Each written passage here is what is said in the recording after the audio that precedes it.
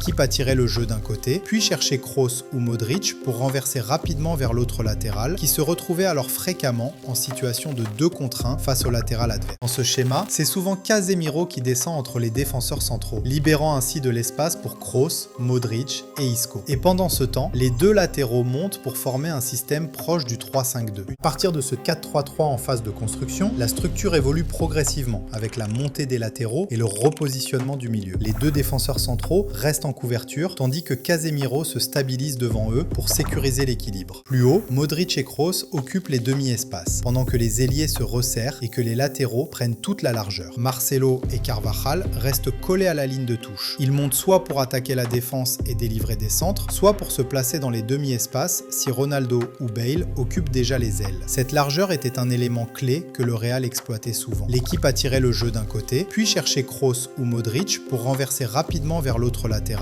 qui se retrouvait alors fréquemment en situation de 2 contre 1 face au latéral adverse.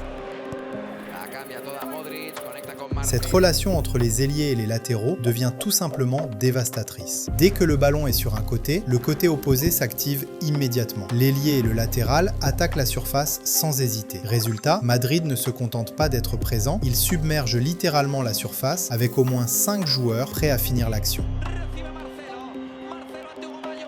Mais derrière cette présence massive dans la surface, un facteur fait toute la différence, la qualité des centres. Marcelo et Carvajal ne se contentent pas d'accompagner les actions, ils les bonifient. À eux deux, ils délivrent 15 passes décisives sur ces 3 saisons. Mais cette machine offensive ne repose pas uniquement sur les côtés. Au cœur du système, le trio Bale, Benzema et Ronaldo atteint un niveau tout simplement exceptionnel, avec 245 buts inscrits. Ronaldo et Bale sont presque impossibles à contenir, que ce soit lorsqu'ils repiquent sur leur pied fort ou lorsqu'ils attaquent le second poteau pour reprendre les centres.